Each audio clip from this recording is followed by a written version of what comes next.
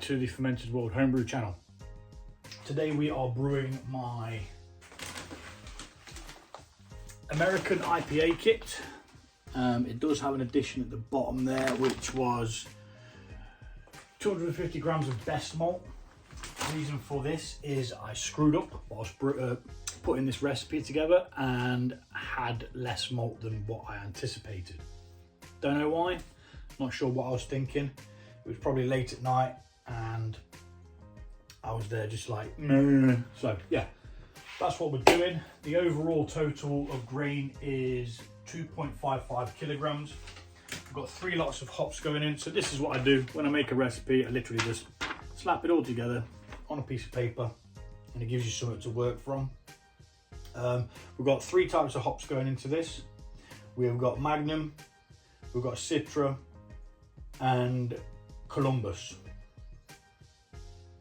Then later on we have a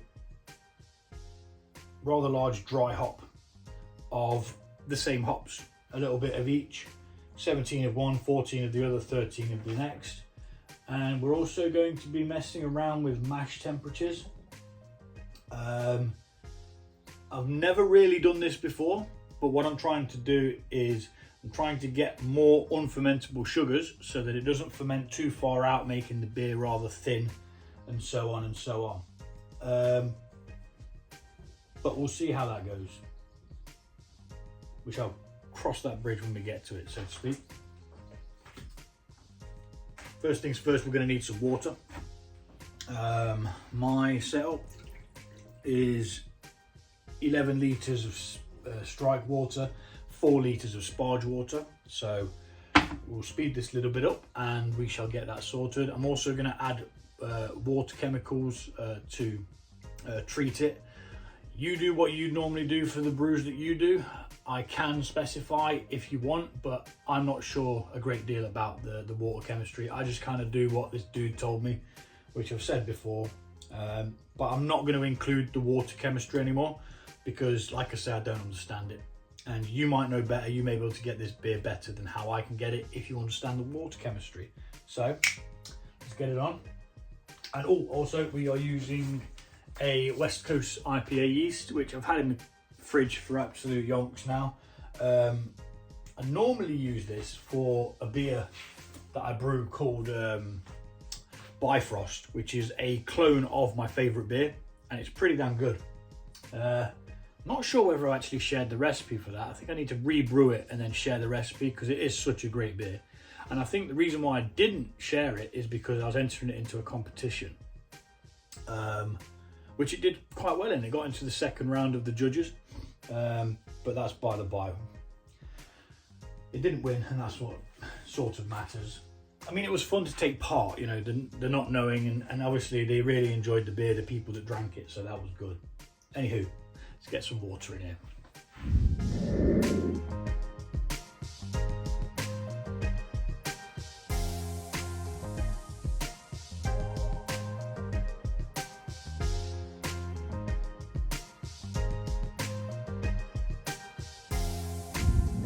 Okay, so we've got water in there now for both the strike water and the sparge water. Calculate your own measurements for whatever your kit is. This is going to be a 11.5 litre brew. That's going to be the final beer content that we get. So adjust yours either way that you need to be able to do this recipe if you're following on. And yeah, we're going to let this come up. I'm going to go mill some grain. I like to mill my own grain. I just think it stores better if it's not crushed already. It stands to reason, doesn't it really? So yeah, let's go crush some grain.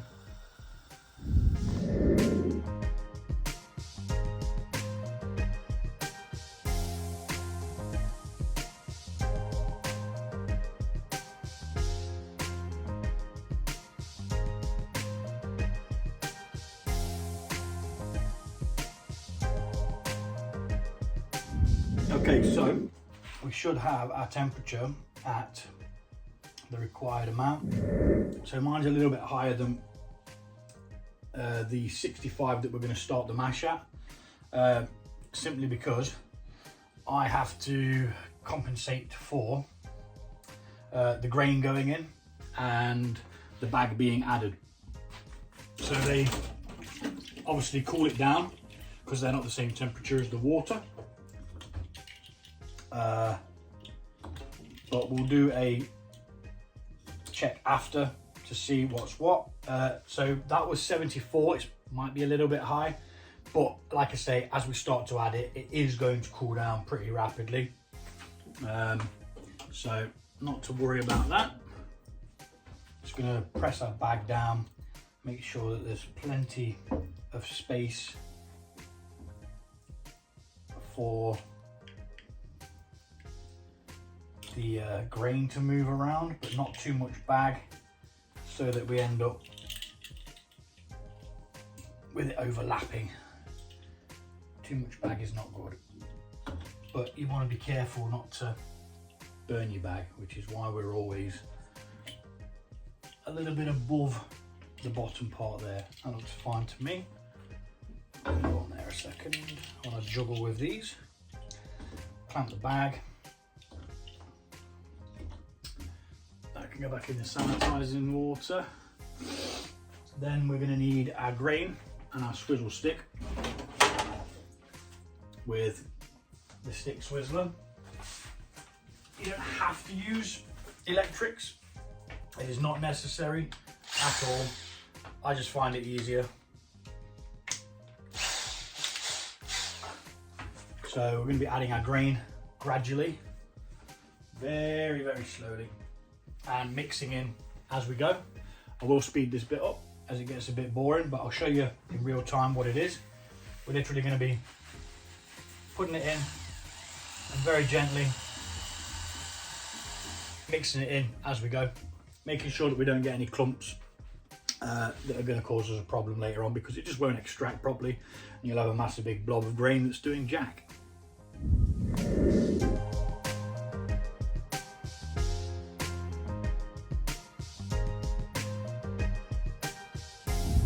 Okay, that's pretty much that part done.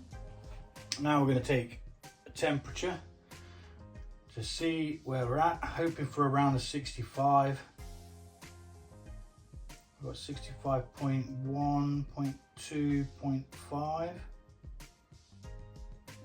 Yes, 65.5. Now that I can live with. It's around the mark that I wanted. Is that a hair in there? Most likely. And just give it a good mix. You could probably take this off now.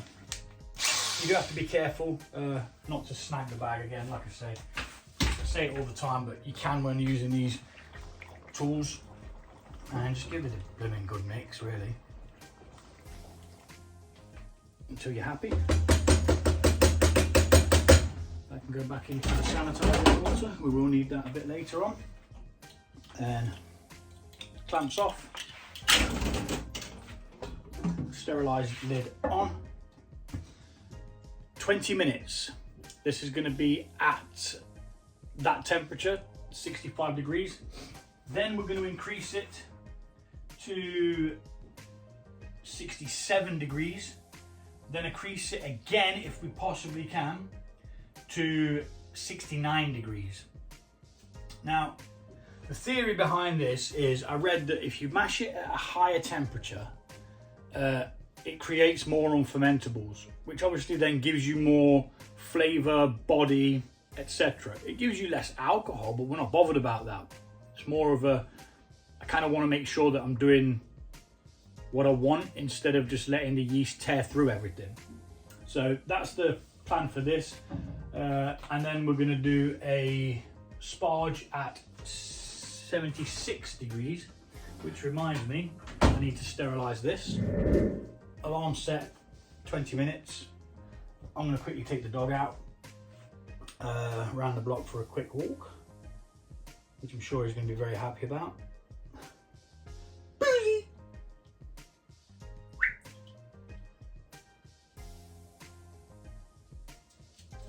You want to go for walkies? You want to go walkies? You want to go for walkies, mate? So yeah, gonna go take the dog out, 20 minutes, and we'll be back to increase the temperature of the mash and see what we can do with it. Okay, so the first 20 minutes of the mash is now coming to an end. So what we're going to do now is we're going to heat this. We're going to apply some heat. I am, however, going to raise the bag because it's quite important to me not to destroy my bag. Otherwise I'll not be brewing anything in the near distant future. So we're going to bring that up so it's not getting affected. We will take the lid off because we do need to be able to stir this so we don't char the bottom of any of the grain. Although there is a bag sort of like in between it, we're going to keep this stirring as well as we can and bring it up to, there's the alarm, look, we need another 20 minutes once this has got up to the temperature we want it. So 67 degrees.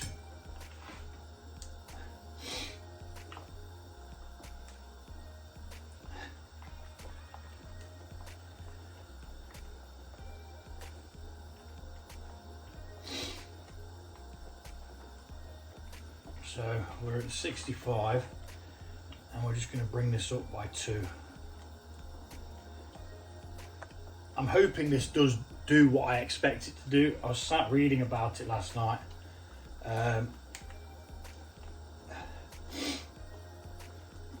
Basically we want it to stop the extraction and cause more unfermentables, making the beer have more flavour, because if you ferment the malts you don't get the malty flavour. We're nearly there. Kind of ballsing up though because I've dropped this bloody bit in it for some bizarre reason. So where are we at? That's 66. Again, we are definitely keeping this, and there we go, 67. Turn the heat off, lid back on, and set an alarm for 20 minutes. This is the first time I've ever done this, but in theory it should work. If not, I'm not going to bother. Some people have said, yeah, don't worry about it, but I keep getting beers that ferment further out than I expect them to. I'm not sure why. I always seem to have quite a high efficiency the way that I do it. Attenuation is normally like 85, sometimes 90%,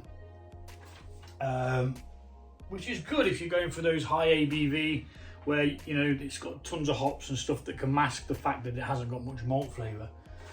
But in this recipe particularly, there was a few, because when I put a recipe together, right, I know the time's ticking away, but when I put a recipe together, I kind of draw from different sources. I'll check out a couple of recipes and then I'll devise my own. For example, I've got a couple of homebrew books that have got them in. So this one's similar to one of those, but obviously the amounts are different, the hops are different, and but this is one thing I did take from it. Now it says to do a mash out, and I've Googled it, watched videos countless times, but no one seems to give a dead straight answer. So if I'm right, this is what I think a mash out is. I think a mash out is where you're raising the temperature up to 76 degrees, which is the temperature you're going to sparge at anyway. I believe it's that, and then that kind of stops all of the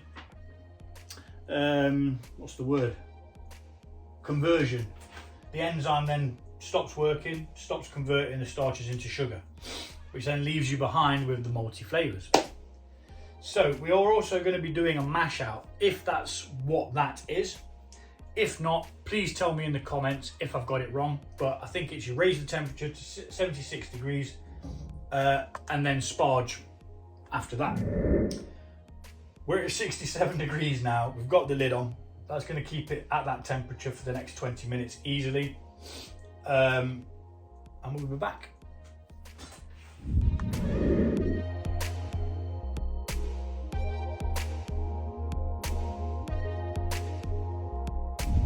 Okay, a couple of seconds left, and it's going to be coming up to the next stage where we're going to increase it to 69 degrees.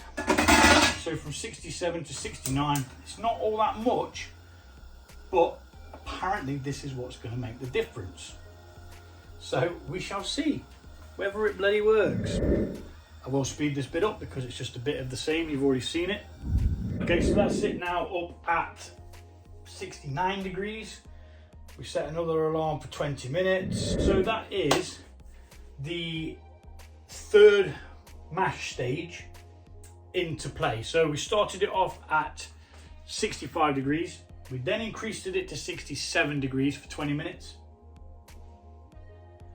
And then now it's at 69 degrees. We're going to wait another 20 minutes, which is already counting down. And then we're going to do what we call the mash out. We're going to bring it up to 76 degrees, then sparge, apparently. At this point, we are now going to raise this up to 76 degrees. We're going to turn our sparge water on and move everything that could possibly go up in flames or melt away from the sparge pan. Sparge is at 76 degrees, which is the same temperature we're going to be raising this up to. Quick temperature check. A Rooney. And we are at the 69 degrees still. To say this is a very cheap pan without one of those heat sinks on the bottom, it does actually hold its heat really, really well. So this is going to be the laborious task of keeping this going now. I'm going to have to clamp this bag down because it was rolling around as I'm just going to use my spinneroo, I think. It's probably a little bit better. Won't snag as much. So yeah, up to 76 degrees with this now. Could take a while. Just keep giving it a stir every now and again.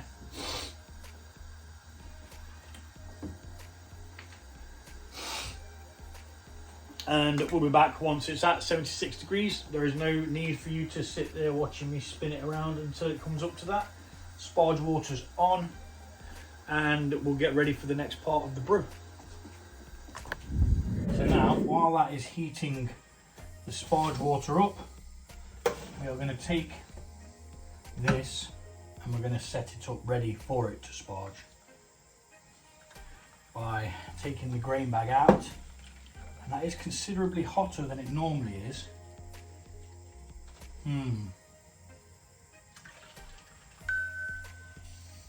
Yes, it is. Ouchie. So maybe for me, the mash out isn't really the best because I have to use my hands to take this out, you see, and that's created a bit of a hazard with it being at more of a temperature. I mean, it's not burning as in like, you know, severe pain, but it is very, very hot. I mean, it hurts, yeah, it does hurt, but it's not unbearable because it is cooling down as we go. So anyway, we're going to tie the bag off. I mean, if I get good results, like I expect to, from this, doing it this way, I will do another one for sure.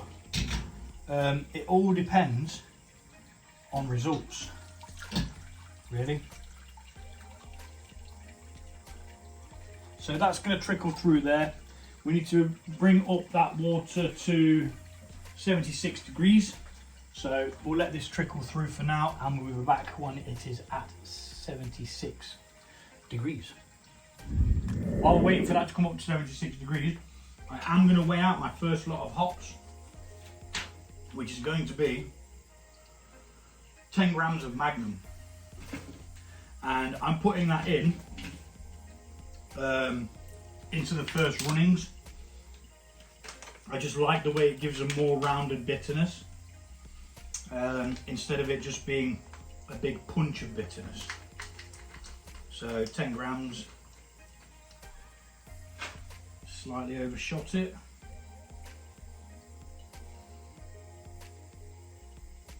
There we are.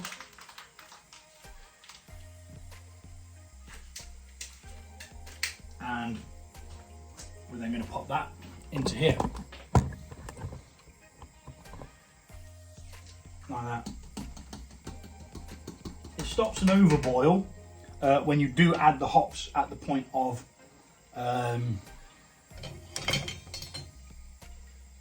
when it gets to the boil.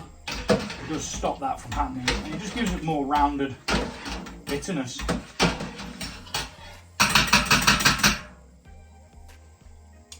Says I. I've been doing it for a short while now, just because I think it has a benefit. Let's have a quick check on the water. Sparge water, we're looking for 76. We're currently at 60. So a little bit longer for that, and we shall be back to sparge, which is to rinse the rest of the sugars out of this grain and to get our pre-boil wort. Okay, so now we're going to sparge. So we get our pitcher, and we're just going to place it on there. We're going to get our water that's at 76 degrees. I'm going to tip that into the said pitcher very carefully. Burny. And literally rinse the grain through. Nice and slowly. Small amount coming out. Go round. All the way around. And then pause in the center for a moment. Get some of the grain going down there, and then go back round. And just continue this until all the water's gone. And you have got your pre-boil amount. So let's speed it up.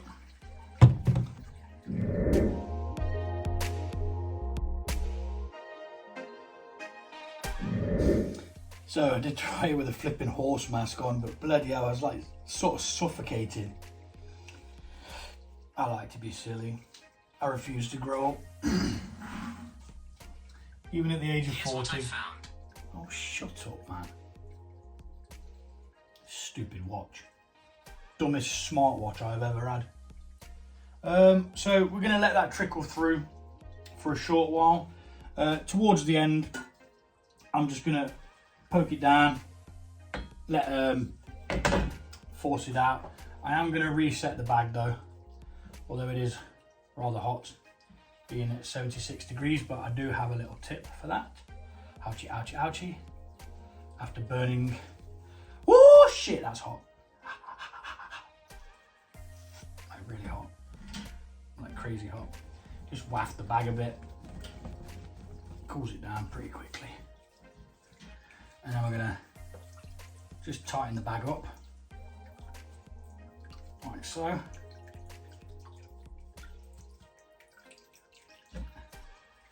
Which will allow it to flow out a bit with it being pressed ever so slightly. So poke that bit in,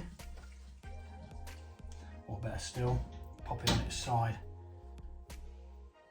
Is that going to hold? No, it's not, it's just coming undone. So we're going to do it tight. Pop it on its side, and that way we're not at risk of losing anything when we come to press it down.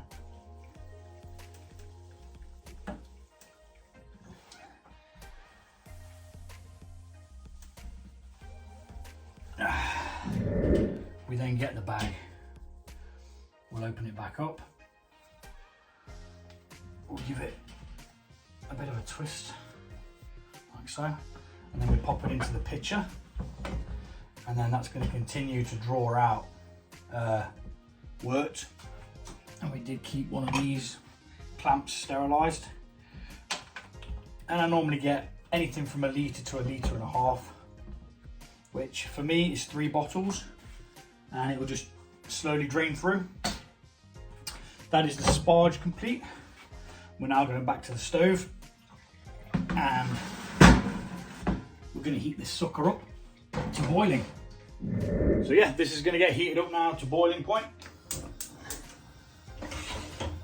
where we will boil for 1 hour. Now, it does already have that first hops in, 10 grams of magnum. 15 minutes towards the end, we're going to have another 6 grams of magnum, 5 grams of citra.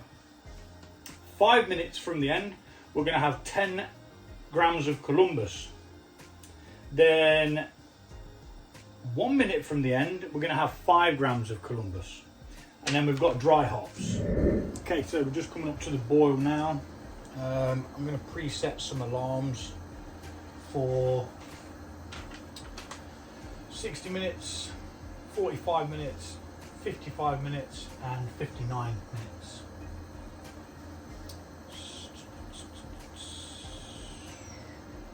So we've got 1 hour,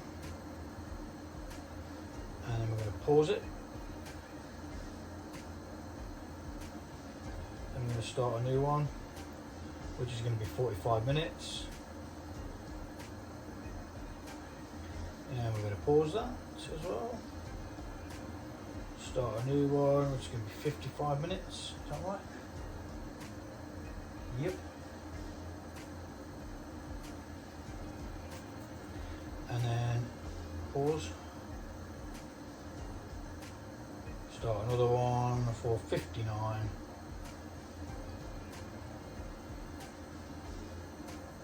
And pause. Any second now. It's going to pop off. And at each interval of the alarm, we will be adding a specific amount of hops per the recipe. And then we've got some in a dry hop as well. Not a massive dry hop, reasonable, but there is 44 grams dry hops, which will be after day 4 of the fermentation.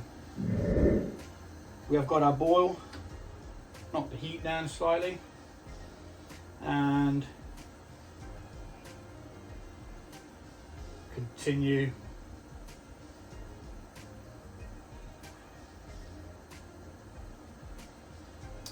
all of the alarms, and that's that. We'll be back in 45 minutes.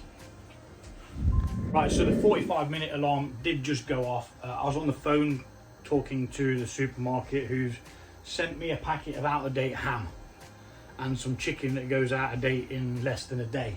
So yeah, wasn't too happy about that. But anywho, we shall not name drop because they have rectified the problem. But that during that time there on the phone, I had to put the hops in because the alarm went off. So that was 6 grams of magnum and 6 grams of citra, and that's with 15 minutes to the end of the boil. We've got another one going off in 8 minutes, which is going to be the 10 grams of Columbus. So we may as well weigh that out now so that we can just wash it in when we're ready. I thought I'd be able to get off the phone in time, but you know, sometimes you just don't. That's life. 10 grams of Columbus.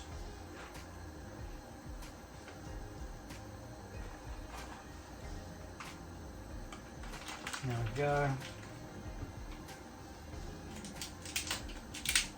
And we'll be back in 7.5 minutes to add that.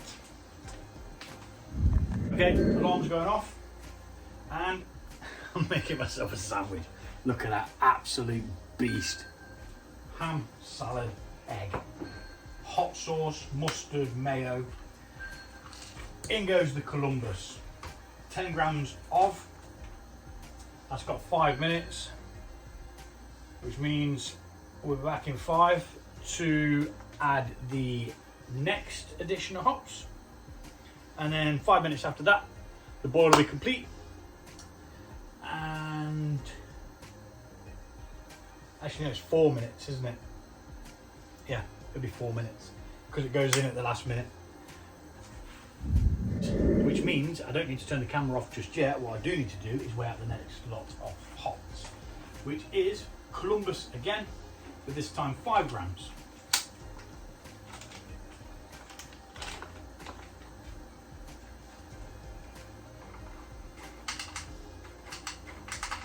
Now I do have to be very careful not to overshoot these hops, because I do have other brews that require some of the same hops, and I don't like to overbuy with the hops.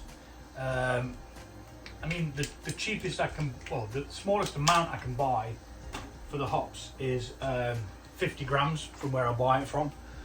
So I kind of have to make brews that have all kind of got the same hops in.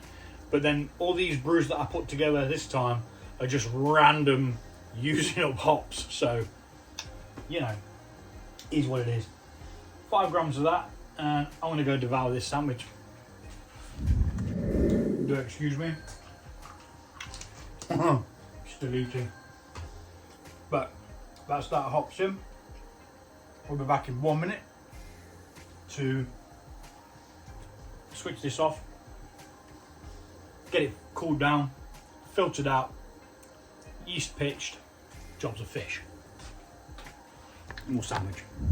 Okay, because I love you guys, the eating of the sandwich has been postponed, and because the alarm went off. So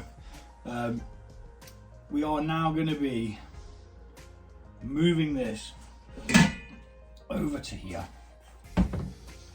where we're going to chill it with an immersion cooler,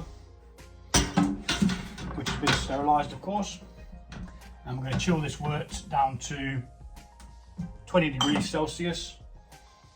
I'm not sure what that is in Fahrenheit. What is 20 degrees Celsius in Fahrenheit? It's 68 degrees Fahrenheit. Apparently it's 68 degrees Fahrenheit. There you go. So there you go. American IPA. We're just chilling the wort down to 20 degrees. And yeah, we're going to pitch some yeast after and close it all up, get some air in there, see what happens. 4 days after the start of the fermentation, we're going to add some dry hops. We'll let that sit for 3 days. It's going to have a digital hydrometer in, so we'll be able to keep tabs on what's going on. And yeah, so we'll be back when this is cooled.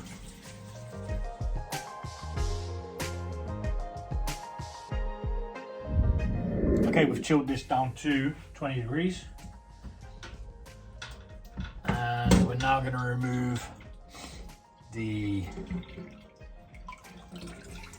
immersion cooler. I'm just going to shoot this over here, and then we're going to set up the fermenter with this little jobby.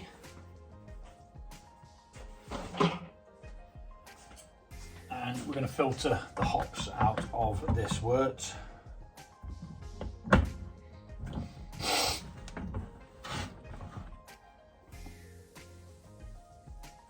As it's not needed in there, and it could cause off flavours like grass flavours or vegetation flavours if we leave it in there.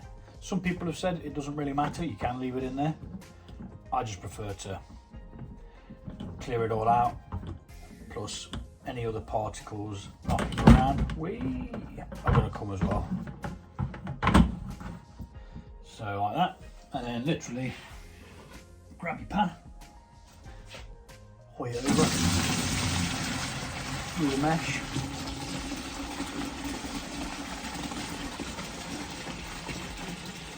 Most of the hops is at the bottom, so it will only start to clog up towards the end. And that was probably the easiest I've ever managed to bloody do that. Again, probably because of there not being a great deal of hops in there. And the immersion cooler, as it's chilling, it does make all the hops drop to the bottom. So we'll let that filter through and we'll be back when it is time to add some yeast. So I've already taken a hydrometer reading and had to dilute it slightly. Didn't get as much as I wanted out of it. I'm not sure why. Maybe the boil off was a bit too high. But we've got 11.5 litres. Start gravity when I checked it was 1.050. So that'll give us about a 5.2 according to the calculator. So when I checked it before everything had finished running off and getting into the fermenter, it read at 1.050. Now everything's in there and all of the juices are stripped out of the hops that was in there. We've got it up to 1.052, which will give us around 5.4 to 5.5 alcohol. I can't remember now. I did just see it and I can't remember. Brew days for me are tiring. But yeah, that's at 52. So let's lob that back in there. I think it's got a lovely dark colour to it. That's the crystal malt, that is. The recipe for this is available for free down below. I put all the times in there, anything else that you need to know. If there's ever any adjuncts, things like that, random things thrown in, it's always listed down below, guys, so please do check that out. Now we're going to pitch some yeast, which is the American West Coast yeast. So I believe all of the hops that I've used so far are American hops. If not, then I've screwed up, because that's what they were meant to be. They're all meant to be American, hence the American IPA.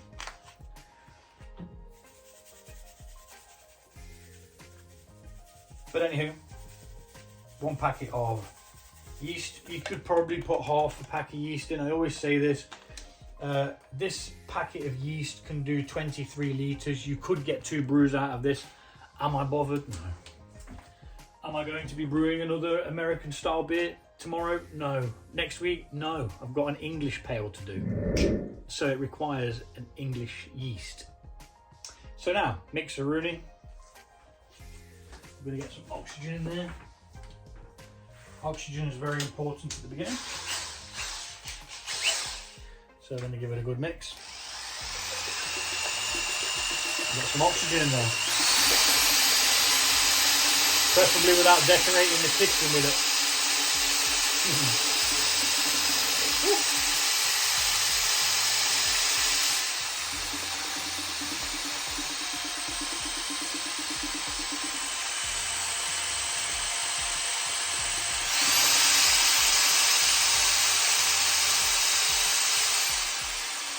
What I need now is my digital hydrometer, which is going to go popsy in there. And once it stops spinning around and all that jazz, I will fire up the app, which just tells me what's going on inside here. I've always said, you know, I won it. I was lucky to win it. I couldn't afford to buy one, and I wouldn't spend that amount of money on something that's unnecessary. I mean, you got to think about it. I'm brewing beer the cheapest way I can do it. You know, it's like the Neanderthal way. Like if cavemen were brewing, this is how they'd be doing it. Possibly. But anywho, American IPA. So the plan going forward is 4 days brew, then 4 days dry hop. Then we'll cold crash. I put my hops into a bag so I can easily remove it. We'll cold crash for 24 hours, then get it bottled. Bada bomb, bada bing. Thanks for watching. I'll see you all soon.